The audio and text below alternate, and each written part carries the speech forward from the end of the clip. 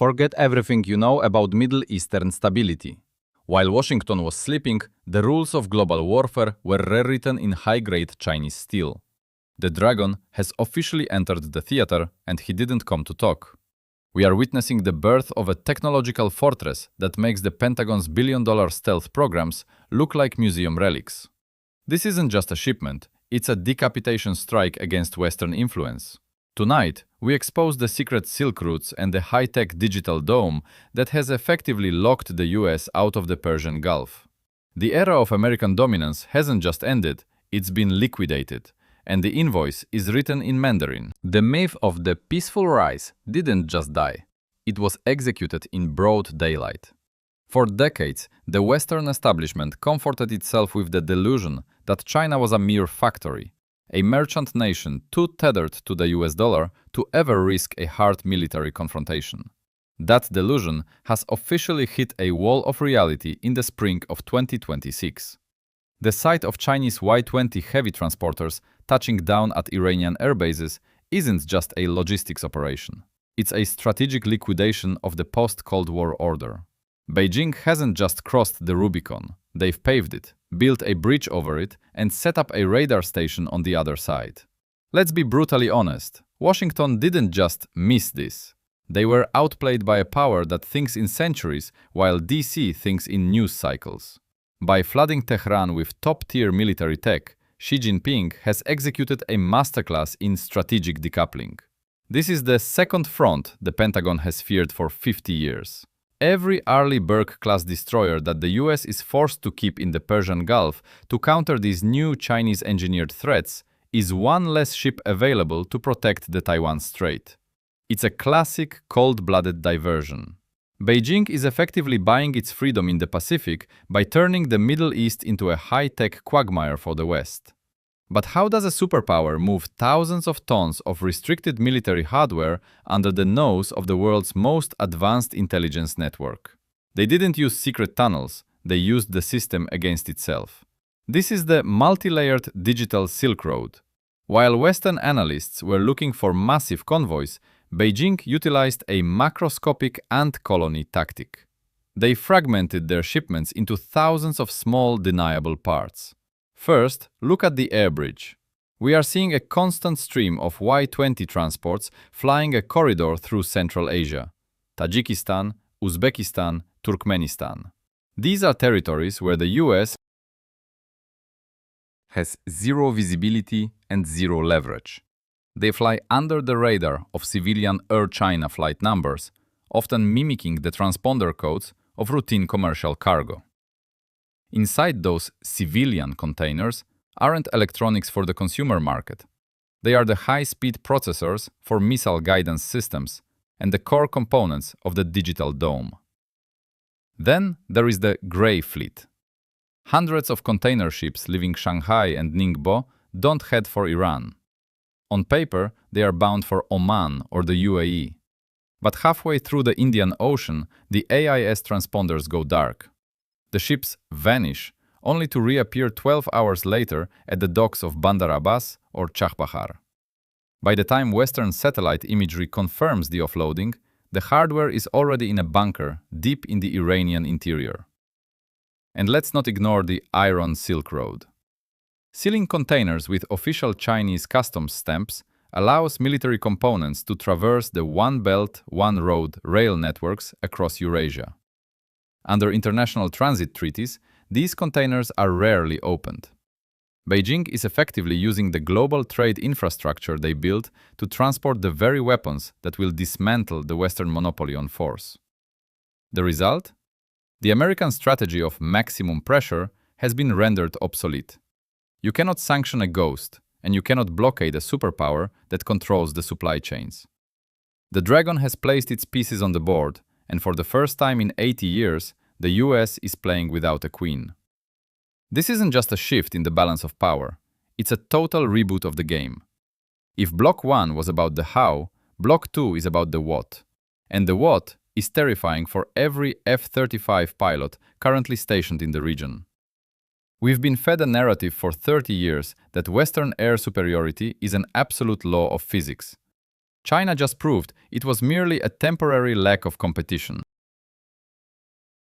As of April 2026, the sky over Iran has been illuminated by a grid of Chinese-made sensors that don't just see the future, they see through the Pentagon's most expensive illusions.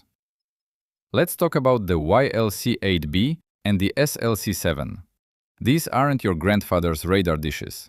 These are UHF-band 3D surveillance giants designed for one specific purpose: to render stealth obsolete. While American F-35s and B-2 Spirits are built to deflect high-frequency X-band waves, they are effectively visible to the long, low-frequency waves of Chinese anti-stealth tech. Reports confirm that these systems, now integrated into the Iranian early warning network, have a detection range of up to 700 kilometers. In plain English, an Israeli or American strike package is lit up on a screen before they even leave their own airspace. The invisible shield has been turned into a glass house. But the hardware is only half the nightmare. The real brain of this new Iranian fortress is the Beidou navigation satellite system. For years, the West assumed they could simply turn off the lights by jamming GPS during a conflict. Beijing's response? They gave Tehran full military-grade access to the Beidou constellation. This provides Iran with 10-centimeter accuracy for its missile strikes, completely independent of Western-controlled signals. Whether it's a Fateh 110 or a Zolfaghar ballistic missile, the Chinese brain inside ensures these aren't just terror weapons anymore, they are surgical tools. We are seeing reports of circular error probabilities, CEP, dropping from 50 meters to less than 5. That is the difference between hitting a city and hitting a specific bunker door. And then there is the HQ-9B.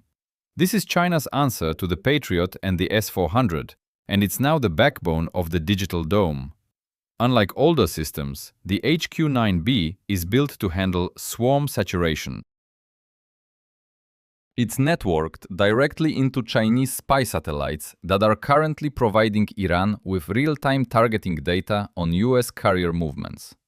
It's a cynical, brilliant exchange.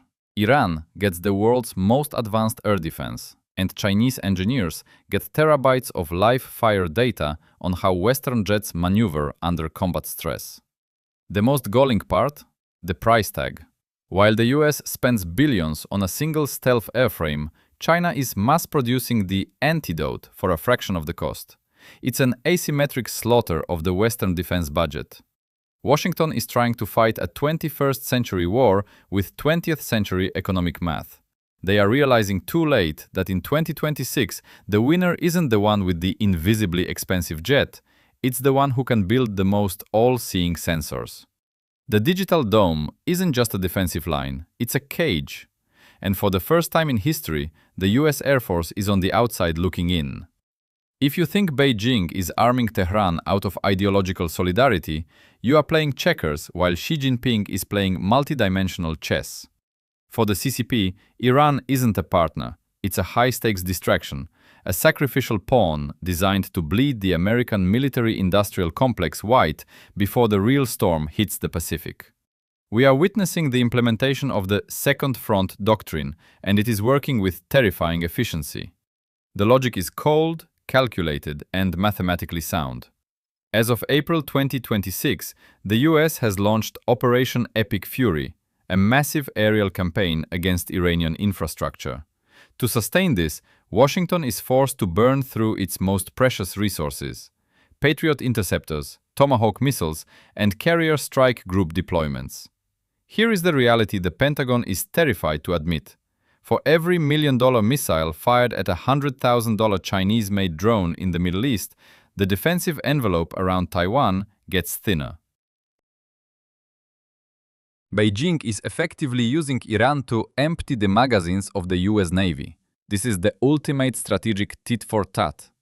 While Washington prepares new arms packages for Taipei, Beijing responds by putting digital dome tech into the hands of the Ayatollahs.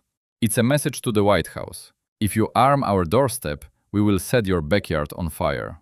By creating an unsolvable high-tech quagmire in the Persian Gulf, China is forcing the US to choose which theater it's willing to lose. Every F-35 diverted to CENTCOM is one less airframe available to counter the PLA's growing pressure on Taiwan's ADIZ. Furthermore, look at the energy factor. China has been aggressively stockpiling oil throughout early 2026, reaching a massive reserve of 1.2 billion barrels. They are insulating themselves against the very chaos they are fueling. By arming Iran with anti-ship missiles and anti-stealth radars, China ensures that if the Strait of Hormuz burns, it's the Western economies that suffer the most.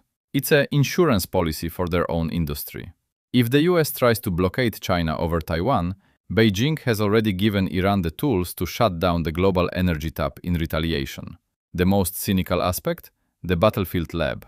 Iran is currently the only place on Earth where Chinese sensors are actively tracking US stealth assets in a combat environment.